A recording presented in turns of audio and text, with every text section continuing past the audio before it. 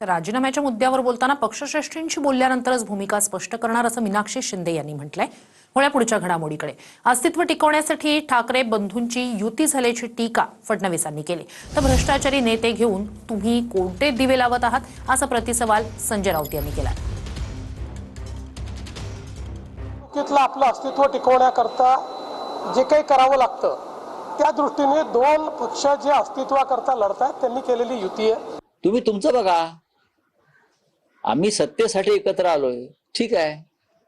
मग तुम्ही काय एकमेकांना चंपी मॉलिश करायला एकत्र आलात? की रात्री एकनाथ शिंदे जातात वर्षावर, मग ते त्यांना मॉलिश करतात, मग देवेंद्र फडणवीस ठाण्यात जातात, मग फडणवीस त्यांना मॉलिश करतात, मग दोघे मिळून अजित पवारचं चंपी मॉलिश करतात। हा, तुम्ही एकमेकांचा मालिश करायला एकत्र आलाय का? हे सगळे भ्रष्टाचारी इतर पक्षातले घेऊन तुम्ही काय कोणते दिवे लावताय? निवडणूक आयोगाच्या माध्यमातून लफंग्याच्या हातात शिवसेना दिली असं राऊत यांनी म्हटलंय। मुंबई महापालिकेत बदला घेतला जाईल असंही संजय राऊत यांनी म्हटलंय। शिवसेना फोडलीत मराठी माणसाची, हे तुमचं महाराष्ट्राचं बाबतीत केलेलं कर्तव्य। मराठी माणसाची संघटना जी बाळासाहेब ठाकरेंनी निर्माण केली ती तोडून निवडणूक आयोगाच्या माध्यमातून ती एका लफंग्याच्या हातात दिली तुम्ही। हे तुमचं मराठी प्रेम?